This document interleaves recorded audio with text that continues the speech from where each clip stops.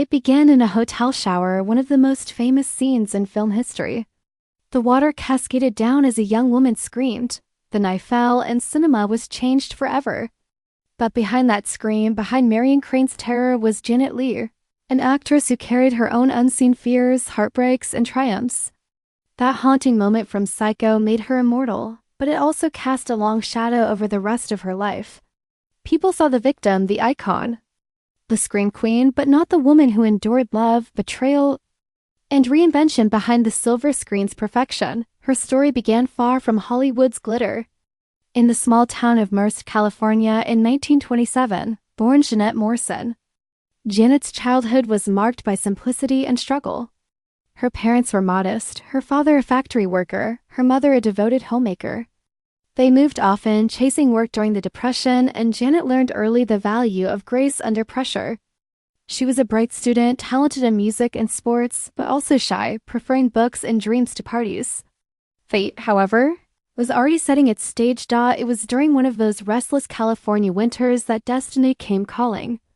A photograph of her, taken by a family friend, made its way into the hands of actress Norma Shearer, the widow of MGM legend Irving Thalberg.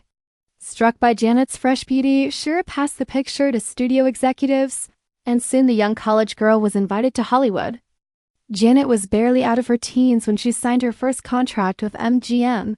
Her life suddenly transformed from small-town innocence to studio glamour. She adopted the name Janet Leigh, elegant, memorable. Cinematic. Her early years in Hollywood were both thrilling and terrifying. The MGM system was a dream factory and a pressure cooker, shaping girls into stars with relentless precision. Janet trained in dance, diction, and posture, her every movement scrutinized. She appeared in light comedies and musicals, gradually earning a reputation for her brightness and emotional authenticity. But it wasn't until Little Women and Houdini that her true star quality began to emerge. In Houdini, she shared the screen with the magnetic Tony Curtis, a man who would change her life forever. Their chemistry was instant, both on-screen and off. Tony Curtis was already one of Hollywood's rising stars with charm that could disarm anyone, and Janet was captivated.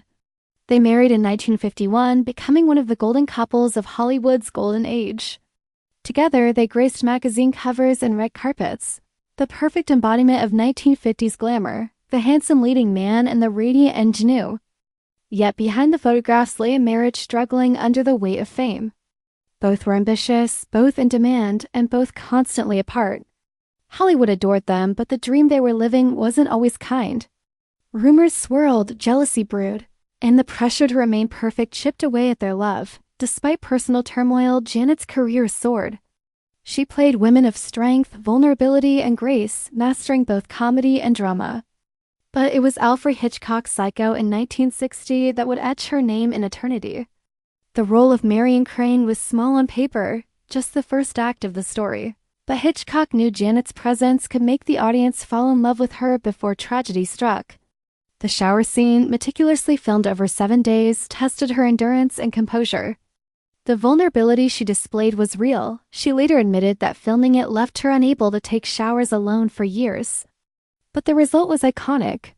Psycho became a cultural earthquake, and Janet's scream became part of film history. Yet even as her professional triumph reached its peak, her personal life unraveled. Her marriage to Tony Curtis ended after more than a decade, marked by infidelity and emotional distance. The breakup devastated Janet. She had built her world around the image of their perfect union, and when it shattered, she was left to rebuild herself from the pieces.